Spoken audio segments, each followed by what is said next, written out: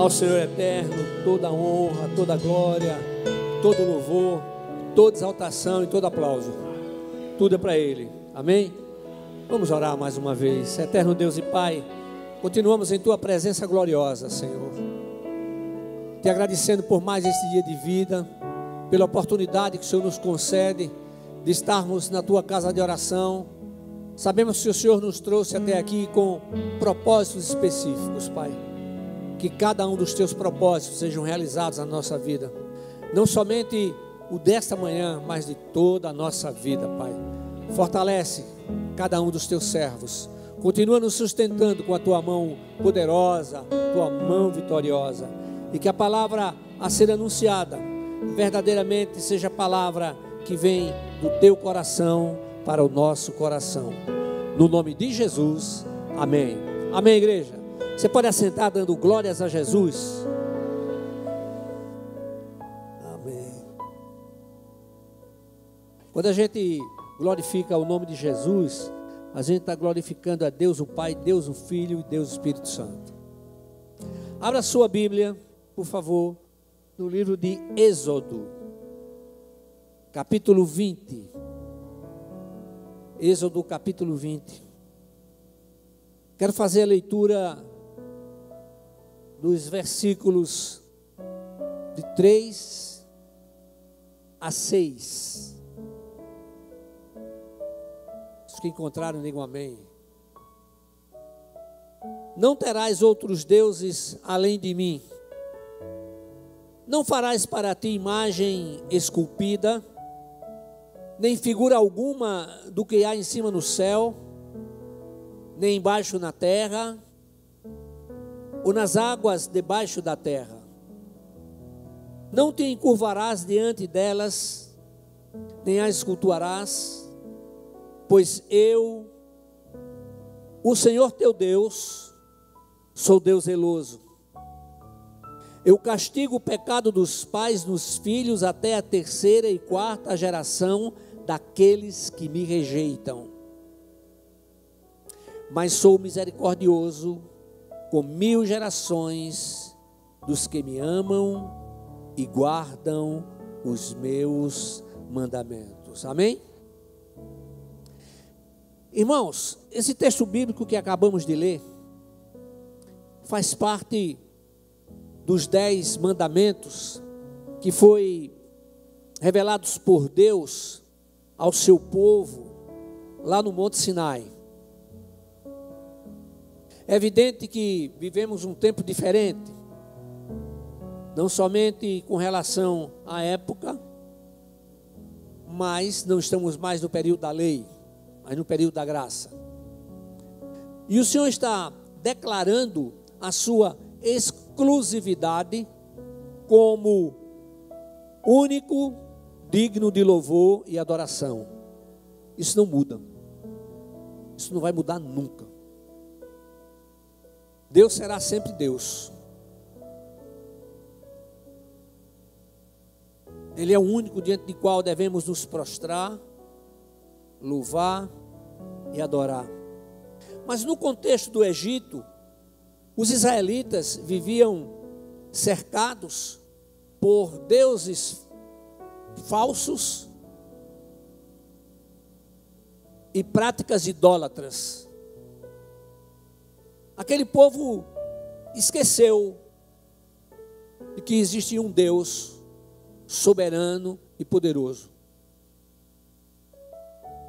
Nós podemos dizer, usando uma linguagem atualizada, que o povo se deixou contaminar, se deixou levar, se deixou influenciar. Aquele povo tinha se afastado de Deus, vivendo em desobediência, e mais uma vez agindo como se nunca tivesse recebido alguma instrução, alguma orientação sobre o Deus vivo e verdadeiro. Então eles pensavam, falavam e agiam como escravos. Se a gente for usar uma linguagem atualizada, eles se deixaram influenciar pelo mundanismo. Eles se deixaram levar pelo mundanismo.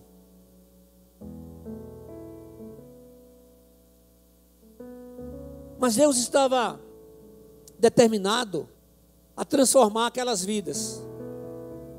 E aí nós sabemos da história, como o Senhor usou Moisés para tirar aquele povo do Egito. Deus estava verdadeiramente determinado a acompanhar todas aquelas pessoas para que fossem tratadas de maneira especial,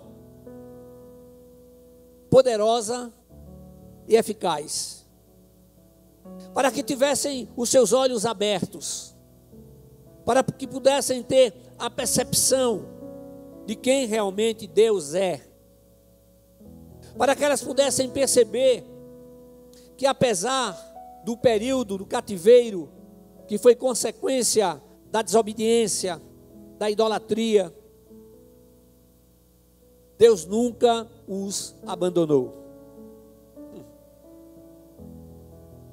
Então, Deus queria fazer com que aquele povo percebesse o seu grande agir na vida deles, ou seja, naquelas vidas, nos seus filhos, em todos os seus familiares.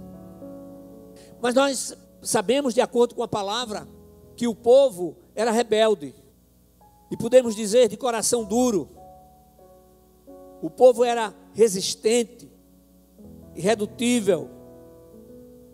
E na primeira prova ali que eles tiveram,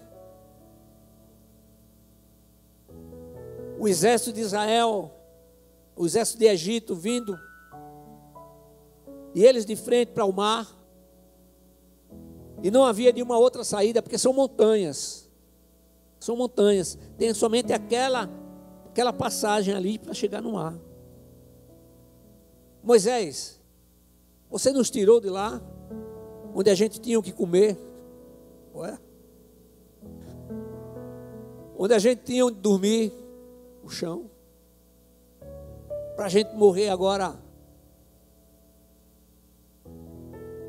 destruído pelo exército de Faraó que vem aí.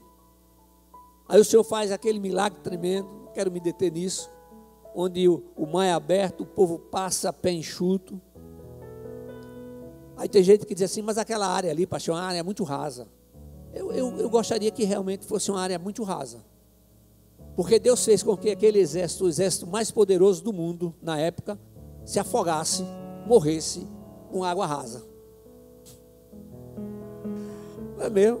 Você pode aplaudir o Senhor? Deus de poder e grande glória, aleluia. Aquele povo, ele teve saudade, tinha saudade do Egito por uma coisa muito simples. Ô irmãos, até hoje, tem gente que se acostuma com migalhas.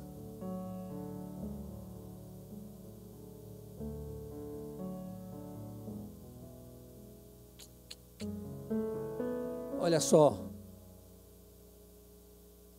hoje tem gente que se acostuma com migalhas. E nós estamos vendo isso tão pertinho da gente. Deus de poder e grande glória. Aquele povo tinha se acostumado com as migalhas do Egito. Mas todas aquelas pessoas, elas estavam de passagem pelo deserto. Deus não as levou para o deserto para que elas vivessem no deserto.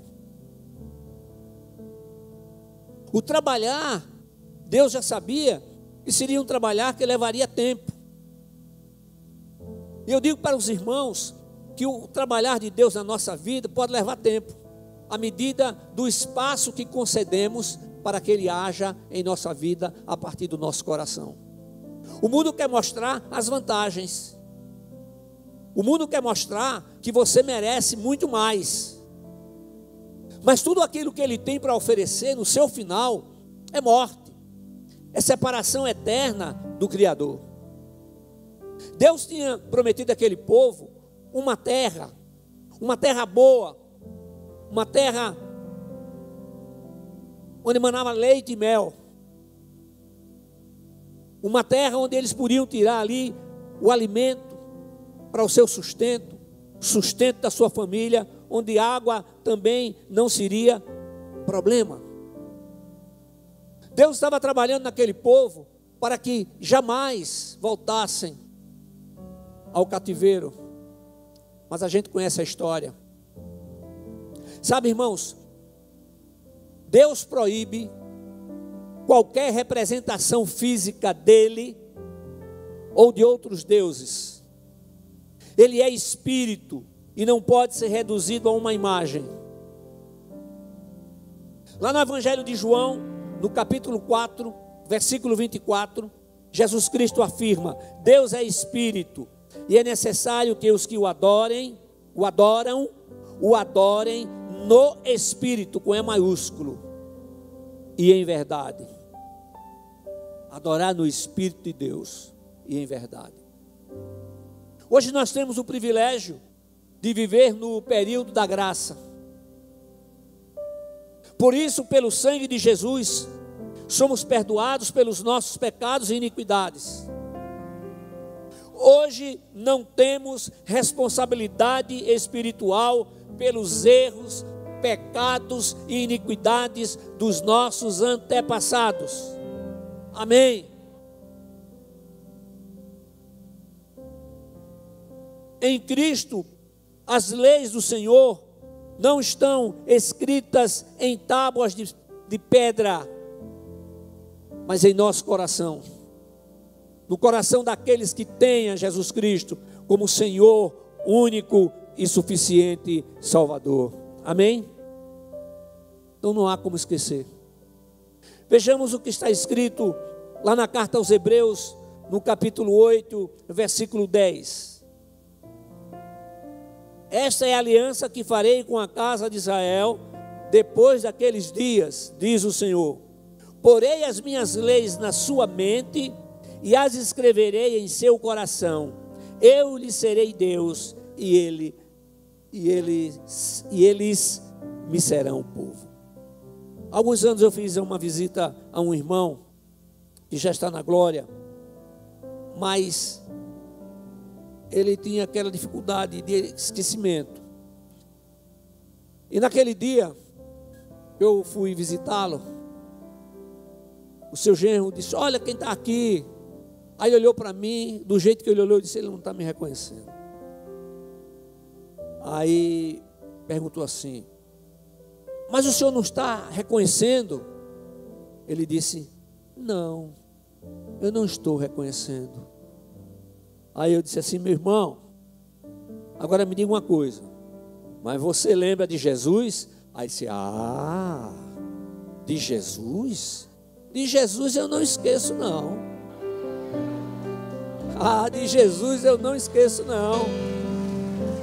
Estava ali gravado na mente, gravado no coração. Uma pessoa que amávamos muito, que já está na glória. Quando ela ia lá em casa, sentava à mesa, eu pedia para ela orar. E ela orava. E quem chegasse naquele momento de dizer: essa senhora está com problemas? Não. Gravado no coração, na mente. Ali. Ninguém tira. Ninguém tira. Aleluia. Glória a Deus. Agora, meus irmãos, a idolatria ocorre quando Deus é substituído em nosso coração por coisas ou pessoas. O Altíssimo tem que ocupar o primeiríssimo lugar na nossa vida. Somos seres espirituais, temos sentimentos. Muitas vezes sofremos, passamos por lutas terríveis, mas o Senhor continua reinando na nossa vida. E o Espírito Santo é Deus habitando em nós. Ele disse aos seus discípulos: eu rogarei ao Pai para que mande um outro Consolador, para que esteja com vocês. A presença do Espírito Santo é real. Lá em Mateus, no capítulo 4, versículos 10 e 11, quando Jesus foi tentado por Satanás no deserto, ele respondeu de maneira muito firme. Então Jesus lhe ordenou: vai-te, Satanás, pois está escrito: ao Senhor teu Deus adorarás e só a Ele prestarás culto. Então o diabo o deixou, e vieram anjos e passaram a servi-lo. Sabe o que eu pensei hoje de madrugada, Murilo? As pessoas são tão generosas, tão cuidadosas, providenciam um lanche tão gostoso para a gente, todo domingo. Imagine o que foi que os anjos serviram a Jesus. Eu fico imaginando assim, que era algo muito saboroso. Uma comida assim, cheirosa, apetitosa. Os anjos foram e serviram ao Senhor. Você acha que eles levaram qualquer coisa? Não, os anjos levaram pão frio para o Senhor. Que conversa de pão frio? O Senhor merece muito mais. Muito mais aquela comida que você gosta muito, certo? Aquela comida que a gente gosta muito, mas nem sempre a gente tem a disposição. Eu fico imaginando que eles levaram coisas maravilhosas. Agora, irmãos, nunca nos esqueçamos de que não é suficiente acreditar na existência de um Deus.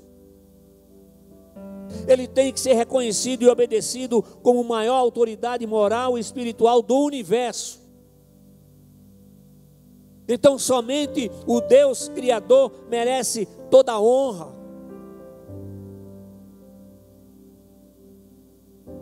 Só podemos adorá-lo de uma maneira: por intermédio, através de Jesus Cristo. Deus não recebe nada se não for por intermédio do seu Filho Jesus Cristo. É por isso que as nossas orações, elas começam em nome de Jesus e sempre terminam em nome de Jesus.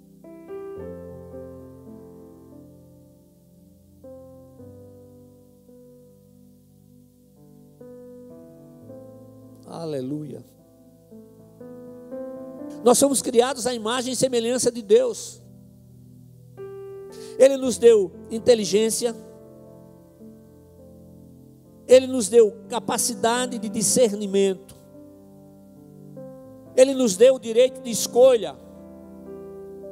Meu irmão, minha irmã, em nome de Jesus, abra os seus olhos, não somente os olhos físicos, mas principalmente os olhos espirituais.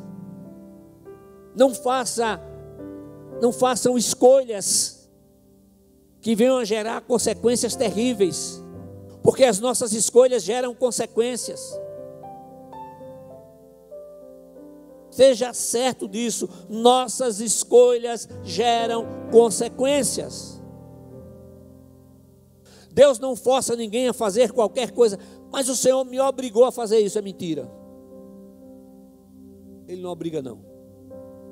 Não obriga não. O Deus que eu sirvo, o Deus que eu conheço, o Deus que me dá o fôlego da vida, que me sustenta, que já me livrou da morte tantas e tantas vezes, não, Ele não obriga não. Aí tem um texto que eu digo sempre: Jesus diz que estou à porta e bato, se alguém ouvir a minha voz, então ele bate e fala, e abrir a porta, eu entrarei, cearei com ele, ele comigo. Ele quer fazer o quê? Morada. É esse o Deus. Mas a escolha é a melhor possível, é a melhor possível aos seus olhos. Mas você não sabe um segundo do que vai acontecer. E Deus sabe todas as coisas. Eu continuo afirmando, por mais difíceis que sejam as adversidades, o Senhor jamais nos abandonará. Ele recolhe as nossas lágrimas. Ele sabe exatamente como está o nosso coração. Ele que nos capacita, fortalece e sustenta. Aleluia. Então, em todo o tempo, o Senhor demonstra o seu amor, o seu cuidado, a sua proteção para conosco. Também Ele nos concede oportunidades para que possamos nos voltar para Ele. E em Cristo Jesus, e somente em Cristo Jesus, passamos a fazer parte da família de Deus.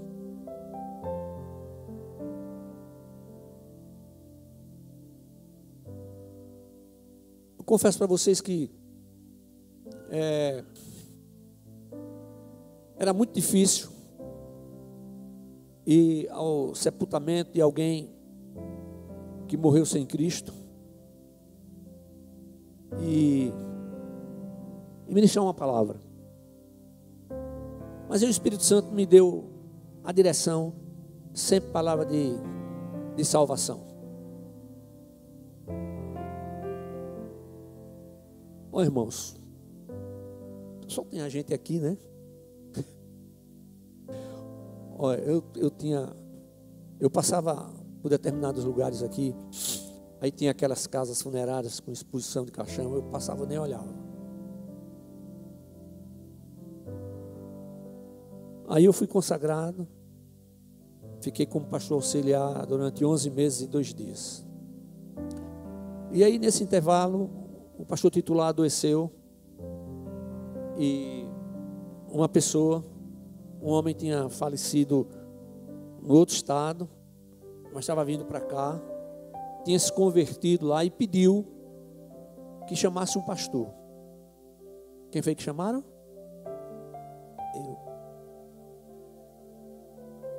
Eu disse, e agora, meu Deus, como é que vai ser? E estava chovendo, meu carro não tinha ar-condicionado, era aberto um pedaço, coloquei o paletó, a gravata, botei o paletó de lado, que esquentava. Aí eu fui conversando com Deus. Quero ver. Falando assim mesmo. Eu sozinho no carro. Quero ver, Deus, como é que vai ser. Deus, eu não estava tão bem lá naquele escritório. Eu não estava tão bem lá como diácono. Como é que vai ser agora? Aí eu me lembro que teve uma hora que eu bati assim no volante. Eu quero ver como é que vai ser. O que é que eu vou falar? Como é que eu vou entrar naquela sala? Aí passou um caminhão, jogou uma água suja na minha cara assim, sabe? Aí eu fui para o acostamento, peguei a flanela, o lenço. Tá, Senhor, já entendi.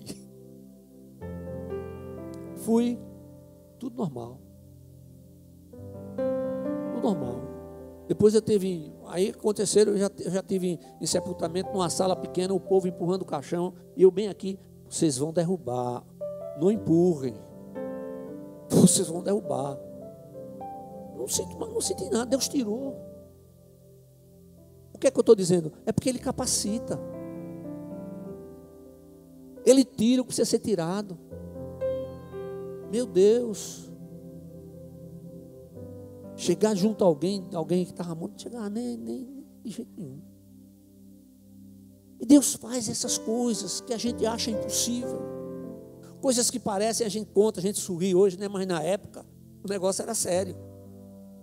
Então, sabe, irmãos, esse é o nosso Deus.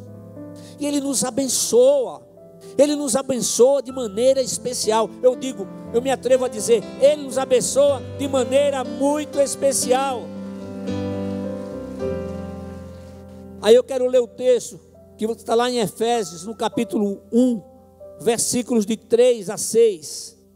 Bendito seja o Deus e Pai de nosso Senhor Jesus Cristo, que nos abençoou com todas as bênçãos espirituais nas regiões celestiais em Cristo, como também nos elegeu nele antes da fundação do mundo, para sermos santos, irrepreensíveis diante dele em amor. Não é santos e irrepreensíveis diante dos olhos humanos. Santos diante dele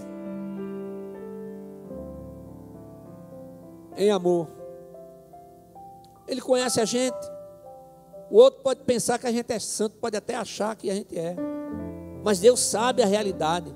E nos predestinou para si mesmo, segundo a boa determinação de sua vontade, para sermos filhos adotivos por meio de Jesus Cristo, para louvor da glória da sua graça, que nos deu gratuitamente no amado. Amém?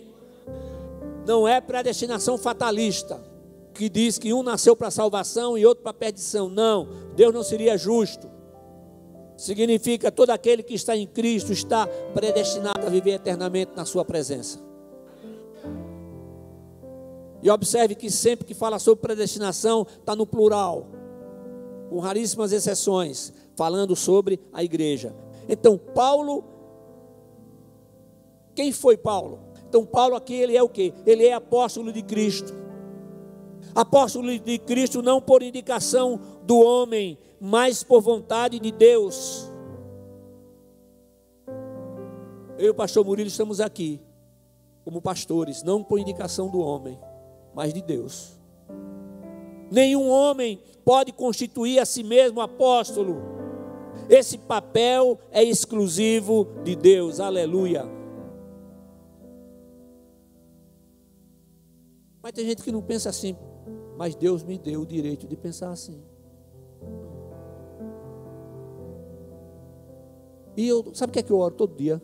Senhor, aquilo que eu penso que está errado, que está fora, em nome de Jesus, não me deixe continuar fora. Não, e o Deus já mostrou muita coisa a você que mudou. E como? E como? O povo de Deus pertence exclusivamente a Ele. E nunca nos esqueçamos que o único clamor que chega diante de Deus, a única oração que chega diante de Deus, mais uma vez, ela tem que ser feita no nome de Jesus. E nós temos que acabar com a mania de querer julgar os outros.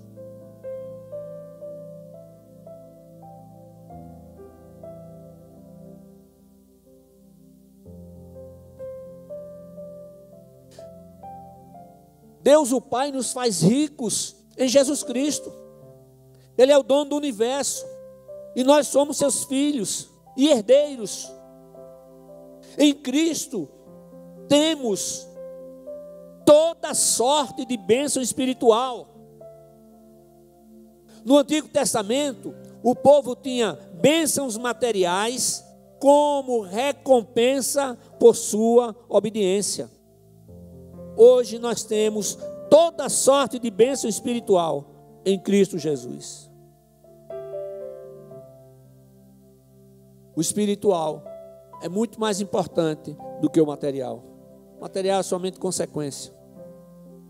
Mas eu vou encerrar.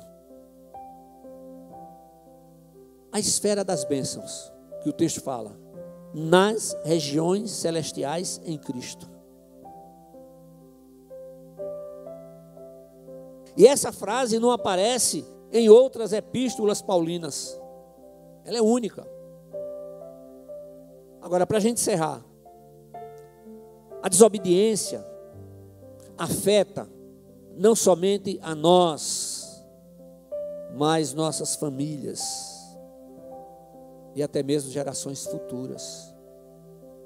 Deus não separou ninguém para sofrer. Mas as aflições, as lutas fazem parte da vida. Mas tem lutas e aflições que você precisa decidir sair delas. Uma decisão que tem que ser pessoal. Não vou mais continuar nisso aqui. Não continuo mais nesse cativeiro. Deus me transformou, Deus me chamou para viver uma vida plena em sua presença.